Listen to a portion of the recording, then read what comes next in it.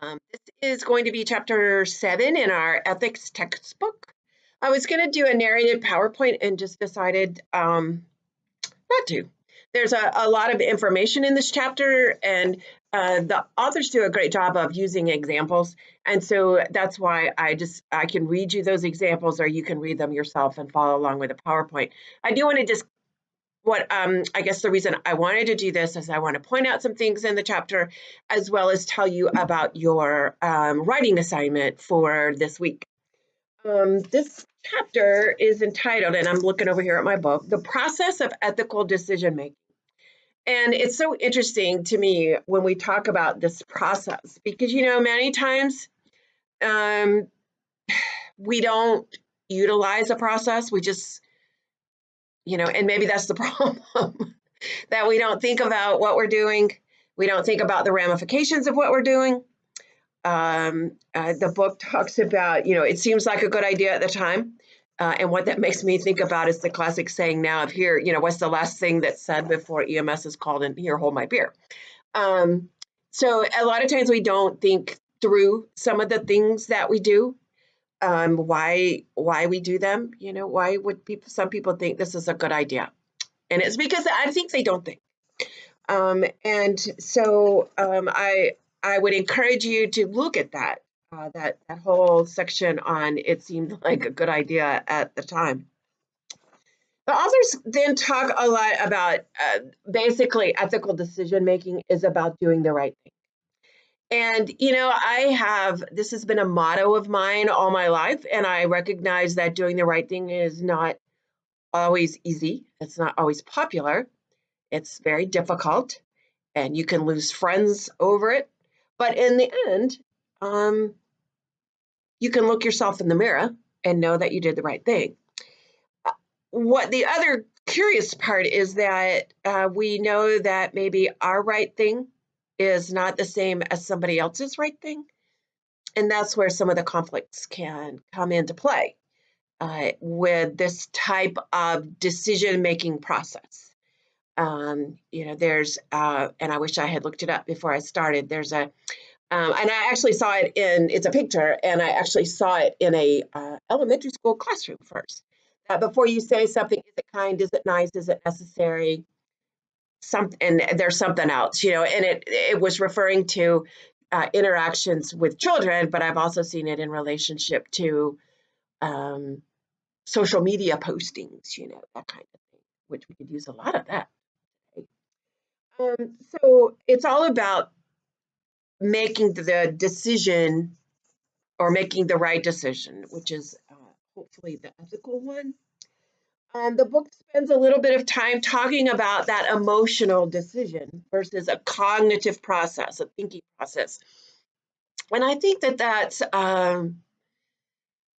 that's really true in many times, both on and off the job or in emergencies and non-emergencies. We do things in emergency situations, a house fire, child trapped inside. A lot of times we don't think that process through. We just do. And it's an emotional one. I've been there, done that. You get that call, there's a child trapped inside, and everybody's just going in, just nilly-willy, trying to find this child. And so we do react to emotions sometimes. If it's one of our own, or a situation such as that, we're going to be very emotional, and we have to maybe take a step back and treat it from a thinking standpoint, a less emotional type of a situation, in order to make the logical decision, or the right decision, the ethical decision. So it may not be logical. It may not seem logical at the time. So the author gives us the definitions of emotion as well as thinking. And so he definitely encourages us to use thinking instead of emotion when we are trying to make some of those decisions. When we're talking about this decision-making process, there was 5 steps that they list on page 136 and 137 in your book.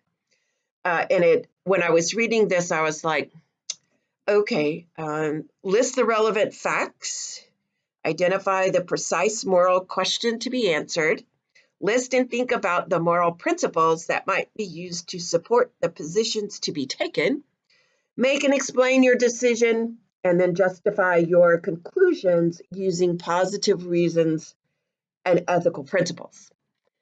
So one of the things that I thought about when I was reading that, I was like, wow, we don't have that much time. Especially in that emergency situation, we don't have a lot of time to go through that. Neither do law enforcement officers, EMTs, paramedics, those sorts of people.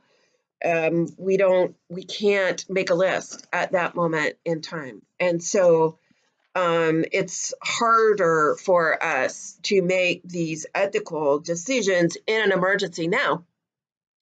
There may be situations where we're thinking about doing something or making a decision, and we can run through those things in our head. We have that time, and if so, we should do that. And that's going to usually be not on an emergency scene type of situation. Maybe it's in the station, or it's dealing with the public in some other fashion, or in our own personal lives. So there is that list that the author did provide for us. They go on to talk a little bit about practice making perfect, and I think that is true. When we go through this decision-making process, of the ethical decision-making process, practice does make perfect. Or I don't want to say perfect, but it does help us. The more we implement a process of decision-making, the more, I don't want to say it's the easier, the easier it is to engage the process. I'm not going to say it's easier to make that decision. He talks about values a little bit, and we've talked about the values and the ethics and the decision making.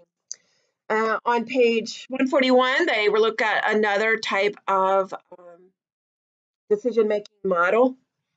Examine the situation and consider them as dispassionately as possible. Sometimes that's not hard. Investigate all your options, decide on the ones that seem most appropriate. Fine-tune your selection by further examination of your choices. Decide on your final choice. Consider the ramifications of the choice. And so there's a couple of different options that we have for the decision-making process. Let's see. The author goes on over into talking about mistakes that happen, how to know if you are behaving ethically. And we're going to look at a research paper that I was really excited to find on this very topic. So it talks a little bit about that kind of thing. There was somewhere that I saw, and I can't remember. Anyway, and then a final ethical conduct test. And if you read this, he uses examples of many people have given thought to the question, is what I'm doing right now ethical? Only you can answer that. But they give you some ways, and I think these are good examples. How would the media feel if they found out? We know that that public safety personnel are more prone to or held to a higher standard than perhaps the general public, and so that is a little bit of a different thing. Let's see, they take the case of Senator John Edwards, who tried to cover up an extramarital affair to salvage his political career. Mark Sanford, the governor of South Carolina, who had an affair, and he tried to cover that up. Tiger Woods, all these people are having affairs. I don't know if there's a trend there or what, but I think that we do have to ask that question. What if the media knew? What if, I kind of use the mom question. Would I want my mom to read about this on social media. She's 89 years old and has Facebook. You know, is this something that will do? Is what I'm posting on Facebook what I want my mom to read it? And I've also heard many times that when we talk about customer service, especially with EMS or any other kind of call, that I hope that when you take care of my mom, which we have had to call emergency services for her, that they treat her like they would their own mother or their own grandmother. And I think that those are some benchmarks that I like to use. You know, how would this look to the media? How would this look to my family? And I'm not referring, excuse me, to extramarital affairs or that, but how is this going to affect my family, my wife, my children, my sisters, my brothers? Is this how I want my mama treated? Is this how I want my grandmother treated? And you treat them in that same fashion. I think it goes back to the golden rule. But there is a definite process that the author talks about as we go through this. You'll be happy to know that at some point in the PowerPoint slides, he says that in some sort of a poll, this is in that there was a poll done. The ratings of police service opposed to fire service are interesting. Of course, we know that police service, they were ranked, in 1980, police were ranked 5th, firefighters were 3rd. In 1995, police were ranked 10th and firefighters 1st. So, you know, and it's not really comparing apples and apples, but that just gives us some bragging rights. Not that we don't support our brothers in blue and sisters in blue in law enforcement, because we need them, and we are all there for the same mission. Anyway, so read the chapter. Ask yourself some of those questions. Your writing assignment for this week is going to be to review a research paper. I know this is backwards to you. But this is an applied research paper that was done at the National Fire Academy as part of the Executive Fire Officer Program. And the title of it is Ensuring Value-Based Decision-Making, and it is by Austin Fire Department members. So it's looking at the Austin, Texas Fire Department and how they can ensure that people are making ethical decisions. And you'll see through the paper that they have established a set of values, and what they're trying to do is make sure that people understand those values and that they're making decisions based on those values. Now, when you first look at this paper, you're going to say, wow, that's a really long paper. And yes, it is. But there's an art to reading applied research papers. It starts off with the abstract. It's short. Read that. And then there is a table of contents. And so you'll be able to look at that. I would read, you can look at the background and significance. Some of this, like I say, you can skim. In this particular paper, the background and significance, that's where you're going to find the values. And so read that and see what Austin Fire Department had as their values. And then they give you some examples about problems that they had with people not making those ethical decisions. And then the next section, and this is a literature review, has some good information in it. But again, don't get bogged down in the literature review.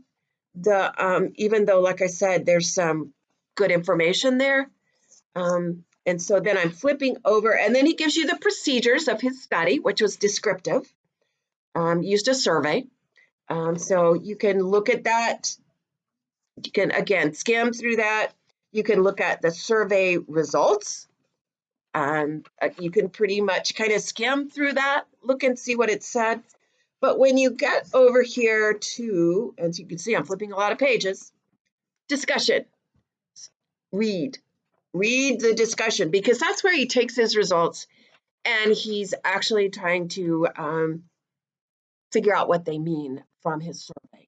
So read those results of his survey, or the discussion about those results. And then he has recommendations.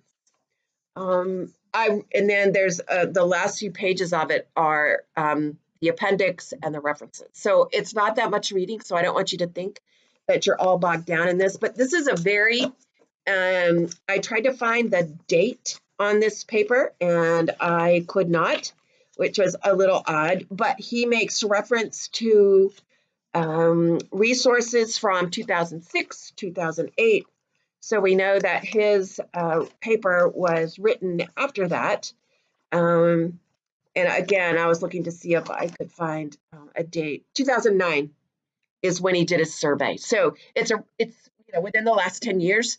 And if you remember my discussion about the values-driven fire department, he talks a little bit about that. And I don't want you to look at this and say, this lady's crazy.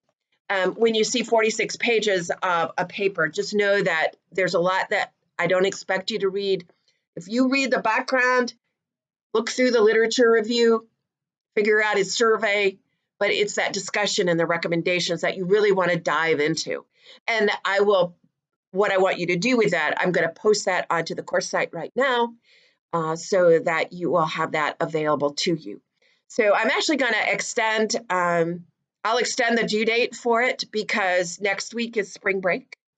And so I will extend the due date so that if you want to work on it over spring break, you can do that. It buys you a little bit more time to get through it because it actually is a very interesting paper. I wish I had found it earlier. I would have probably done more with it than simply this, but I want you to read it. So just know that ethical decision making, a lot of times it doesn't happen naturally. we have to think. There's a process, and know that it's making the right choice or the right decision is not easy. It's not popular. It can be very painful, and but in the end, it's the right thing to do. And if that's what we want to do for ourselves and our families, then we will do it.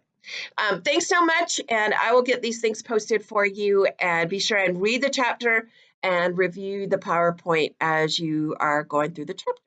Thanks. Have a great day.